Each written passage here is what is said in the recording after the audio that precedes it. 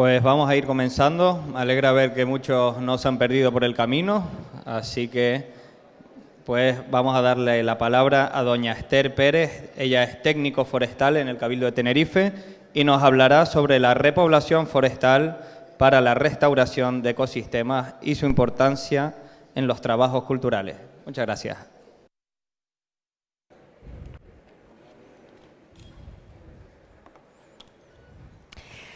Hola. Uy, se oye muy alto, ¿no? Bueno, hola, ¿qué tal? Yo soy Esther Pérez, trabajo como ingeniera forestal en el Servicio de Planificación y Proyectos Forestales.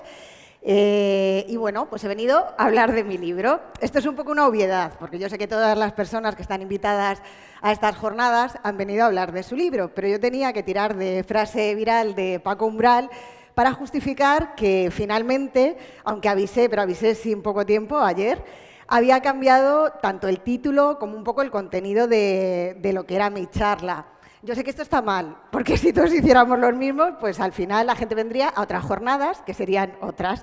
Pero bueno, yo creo que la ocasión merecía la pena, porque me parecía que quedarme simplemente en hablar en las restauraciones o las repoblaciones forestales que venimos haciendo, pues se quedaba un poco corto, ¿no? Y también con el motivo del incendio y todo el incendio social que se genera después, pues creo que es una buena oportunidad para cambiar el título y hablar pues realmente de toda la gestión forestal que se hace en los montes de Tenerife, ¿no? De esta silvicultura preventiva de cara a prevenir los incendios.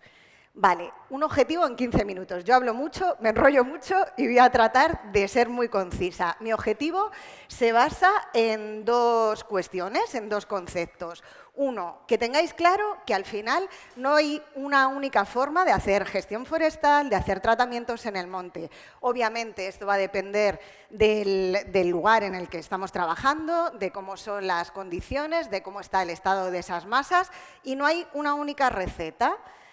Y el segundo, antes de empezar con la autocrítica, es que en Tenerife se llevan muchas décadas haciendo tratamientos de gestión en el monte y que se hace mucha silvicultura preventiva, ¿vale? Pero quizá es verdad que no es muy conocida, de ahí esta tercera pantalla sobre la autocrítica. La autocrítica también quiero que tenga dos líneas. Por un lado, la autocrítica de mi sector, el sector forestal. No contamos nada, no divulgamos nada, la gente no tiene ni idea de lo que hacemos en el monte.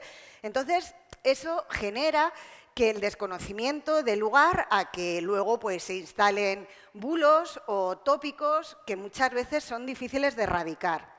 Y que además hay un poco un choque, ¿no?, entre lo que es la visión más urbanita de las personas que viven en las ciudades y que tienen un concepto de cómo es el paisaje y de cómo es el monte, y de las personas que o bien gestionamos porque forma parte de nuestro trabajo o que forman parte de ese medio rural porque es su modo de vida. Entonces, bueno, pues creo que hay parte de ese incendio social que vino después del incendio real del que tenemos que ser conscientes que muchas veces nuestra falta de divulgación lo ha provocado. Y la segunda línea de esta autocrítica, pues quiero que sea como un poco a nivel social, ¿no? Tomás, cuando ha explicado su ponencia y ha explicado las condiciones en las que estábamos antes del incendio, nos situaba en un escenario de altísimas temperaturas, pero que además venían en muchos episodios reincidentes, ¿vale? O sea, yo creo que estamos inmersos en una situación de cambio climático que no es que nos haya repetido a lo largo del mundo, pero que sí que es verdad que en esta situación, o sea, el factor antrópico tiene pues un peso tremendo.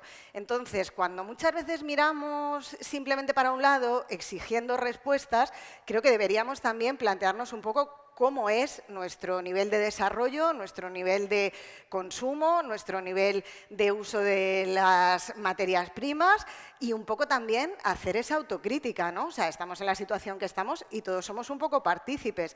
¿Que puede haber más inversión pública? Pues obviamente, siempre puede haber más. ¿Que nosotros como gestores y gestoras podemos mejorar? Pues también, siempre hay un margen maravilloso para mejorar y para hacer cosas nuevas y para experimentar, pero vamos, creo que a nivel social el estar hoy mismo o hace 2 días a 30 grados, pues nos sitúa en un contexto en el que debemos también de pensar que todos tenemos algo de responsabilidad y que todos podemos hacer algo.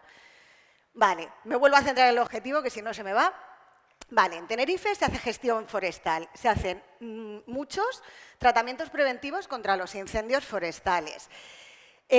Lo que sería la selvicultura preventiva. Cogí esta definición de un artículo que se llamaba Convivir con el fuego, de varios autores de la Universidad de Castilla-La Mancha, que dice eso, que la selvicultura preventiva es ayudar a extinguir antes que la llama prenda. O sea, que esa sería nuestra receta, ¿vale? Y aquí tenemos pues varios ingredientes. A lo largo de este verano, pues saltaron muchas palabras, muchos términos que antes a lo mejor no formaban parte de nuestro día a día. Pues el de los paisajes mosaico, el de las cabras bombero, la interfaz, como cuando hay algo muy mediático y de repente todo el mundo sabe, ¿no? Bueno, pues yo quería que ahora estos ingredientes también los incorporaseis, que formaran parte de esa realidad con la que se gestiona el monte. Porque hay muchas formas, pero estos son con los que venimos trabajando en la isla de Tenerife porque son los que mejor se adaptan a las condiciones y a las características y al estado de la vegetación que tenemos aquí. Y son los clareos y claras en pinares canarios, más el control de rebrote, los resalveos en Monteverde, más las repoblaciones de enriquecimiento, la ordenación del combustible, las repoblaciones de sustitución de pino radiata por vegetación autóctona, la liberación de repoblaciones y las repoblaciones en el sur para la recuperación de los ecosistemas.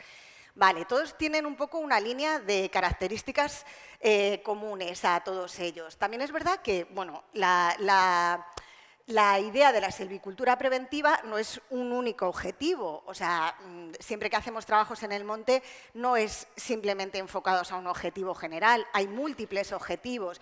Y aquí principalmente otro de ellos es la naturalización de los bosques, de las masas forestales que nos encontramos. Bueno, a ver, la silvicultura preventiva, las medidas se centran principalmente en la disminución del combustible o en los cambios de estructura. A ver, esto es pura lógica. Si tú tienes, el incendio va devorando vegetación, va devorando combustible. Si somos capaces de cortar en algún momento esa continuidad o cambiamos la estructura para que no siga el incendio prosperando o bien de manera horizontal o bien de manera vertical, pues conseguimos o ralentizar o en muchos casos parar el fuego. La disminución de la biomasa se logra, pues como os decía, eliminando parte de la vegetación y creando discontinuidades verticales y horizontales. Esto es casi común a todos los tratamientos que luego os voy a contar. La regulación en la densidad de árboles en edades tempranas y en alta densidad mediante claras o clareos son también medidas protectoras. Esto sobre todo lo aplicamos en los pinares de pino canario, pero como luego voy a ir un poco desglosando lo que hacemos en cada una de las actuaciones, os los cuento mejor ahora mismo. También el disminuir esa densidad, o sea, la cantidad de árboles que tenemos en una hectárea, que es nuestra forma de medir cuando trabajamos en el monte, también pensando en ese futuro de cambio climático más seco y con regímenes de precipitación más irregular, pues disminuiría la necesidad de agua de los ejemplares que tenemos allí y, bueno, pues también son medidas que van a funcionar. En las zonas con mayor riesgo es necesario fomentar la regeneración natural con especies con estructuras físicas defensivas, adaptadas o estrategias de regeneración. Este sería como el principio de la parte de la ordenación del combustible. Como decía Tomás, los incendios van a seguir ocurriendo, pero es verdad que nuestra vegetación autóctona se adapta mejor, el pino canario con su corteza gruesa, con su capacidad de regenerar, o las especies de Monteverde, que con las hojas planifolias y al tener acumulada más recursos hídricos dentro de su propia estructura, pues tardan más en arder. En el caso de que prenda un fuego, un bosque mixto tiene más opciones de recuperación que uno monoespecífico, porque presenta más capacidad y más estrategias para adaptarse. ¿Vale? Pues este es un principio que también llevamos incorporando desde hace tiempo a todas las repoblaciones, a todas las restauraciones que se hacen. Ya han quedado lejos las repoblaciones monoespecíficas de otros años. Vale, pues los clareos y claras en pinares canarios y el control de rebrote. Bueno, hay un antecedente común en todos los tratamientos, que es que también me gustaría que lo dejáramos así un poco pues claro, que los ecosistemas que tenemos son frutos de la interacción humana de hace miles de años, ¿vale? Que nuestra presencia ha generado los paisajes actuales, donde las especies que habitan han evolucionado y a lo que se han adaptado. Vale, que lo que tenemos es lo que hay en este momento y con lo que tenemos que trabajar es con eso.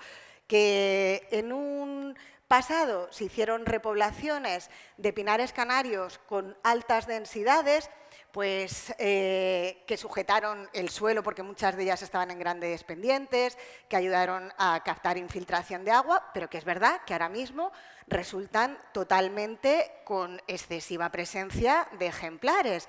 Entonces, lo que tenemos que hacer es, pues ya os digo, lo que nos encontramos ahora es esto, no nos vamos a poner a parar de dónde vino o por qué en su momento se hizo. Tampoco conocemos exactamente porque no estábamos allí.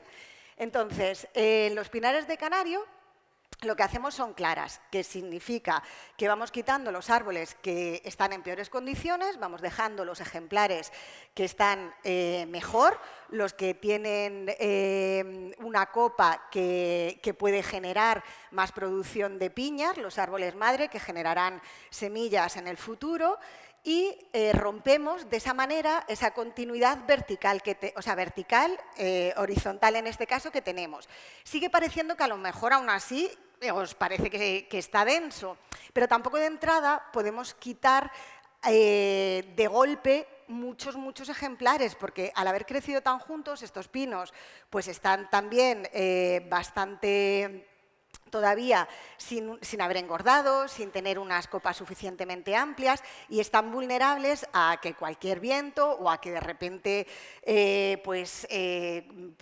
la misma puesta en luz hiciera que apareciera mucha más cantidad de combustible. Entonces, a lo mejor muchos de ellos tendrán que hacerse otra segunda clara, pero de momento vamos haciéndolo poco a poco. Obviamente, se corta madera, sí, pero es que todos estos tratamientos conllevan eso, que a veces también la corta y los aprovechamientos de madera han tenido una connotación muy negativa, y otra cosa que quería trasladaros es que la madera es una materia prima fabulosa y estupenda. Entonces, mientras que se haga una gestión forestal sostenible, no hay problema en cortar madera para naturalizar y para hacer silvicultura preventiva. Vale, lo que ocurre también después de hacer las claras o los clareos, que es cuando son más chiquititos, en edades más tempranas, es que como el pino tiene capacidad de rebrotar, pues rebrota. En esos tocones que hemos cortado vuelve a rebrotar, con lo cual se nos vuelve a generar una continuidad, en este caso vertical. Tenemos un piso como si fueran arbustos, ¿vale? Abajo, y luego las copas de los pinos arriba. Entonces tenemos que estar continuamente durante los primeros años haciendo tratamientos de control de rebrote para ir quitando esos brotes y volver a generar la continuidad y para que la clara tenga su sentido, si no volveríamos otra vez a tener las mismas densidades que tenemos al principio. Vale, esto es otra imagen de cómo se hacen los trabajos de control de rebrote. Bueno, el segundo de los ingredientes eran los resalveos en Monteverde más las repoblaciones de enriquecimiento. Vale, aquí también quería hacer una introducción de dos aspectos. El Monteverde, como sabéis, tiene capacidad, la mayoría de las especies que lo forman, de rebrotar de cepa. Y lo segundo es que nosotros estamos trabajando principalmente en esos bosques, en esas masas de Monteverde que sufrieron un intenso aprovechamiento, ¿vale? No estoy hablando del Monteverde o de la laurisilva de Teno y Anaga, obviamente, pero aquí estas masas de Monteverde durante muchos años se utilizaron para leña, para varas, para la agricultura. Y durante el tiempo que se estuvieron aprovechando, se iban cortando, se cortaban a ras, lo que era matarrasa, y volvían a salir esas varas, esos troncos de las cepas. Luego se fue abandonando porque se cambiaron los materiales en la agricultura, porque entraron otros combustibles y ya no se utilizaba la leña. Y lo que nos encontramos en este Monteverde aprovechado es muros de vegetación en los que al crecer esas varas de las cepas y no aprovecharse, pues se ha generado una continuidad de vegetación en la que ahora mismo pues es muy difícil tanto penetrar como que haya regeneración, como que haya más posibilidad de que entren animales, especialmente avifauna, porque realmente es como si fuera un continuo, ¿vale? Entonces, lo que hacemos aquí es principalmente quitar lo que está más fino y más seco y seleccionar también cuáles son los mejores ejemplares, ¿vale? Generando esa continuidad. Lo que hacemos con todo esto es naturalizar lo que sería el avance por sí solo con el paso del tiempo de cómo evolucionaría, pero tenemos que asumir que en todo esto se trabajó, entonces ahora tampoco podemos dejarlo, ¿vale? Bueno, pues esto es lo que os decía, a veces son auténticos muros y este es el estado como queda después. Otro de los trabajos es la ordenación del combustible. Todos más o menos siguen un poco un esquema, como os decía al principio, de la silvicultura preventiva común. La ordenación del combustible sí que es verdad que se suele trabajar en lugares donde tenemos un sotobosque de Monteverde, a lo mejor debajo de una zona de pinar. Suelen estar en zonas próximas a las viviendas y lo que aprovechamos es como generar cortafuegos verdes, ¿no? Que también hablaba antes un poco Tomás. Cambiamos de lo que serían especies que arden más rápido a especies como las de Monteverde, que las favorecemos o las enriquecemos con una posterior repoblación para crear pues, ese cambio en la estructura y que sean más resistentes a la aparición o al paso de un fuego. Vale, pues aquí aprovechamos en este barranco y luego además habría que enriquecer esta zona. La repoblación es con sustitución de pino radiata. Vale, el pino radiata se iba haciendo aprovechamientos poco a poco, pero luego hemos tenido tanto temporales de viento como los incendios, que en este incendio se han quemado 571 hectáreas de pino radiata, en los que ya al cambiar la vegetación que había, lo que os decía al principio, pues ponemos vegetación autóctona que está más adaptada, ¿vale? Sobre todo pues Monteverde en las zonas de Monteverde y pinar canario, porque el pinar radiata también ocupaba zonas de canario.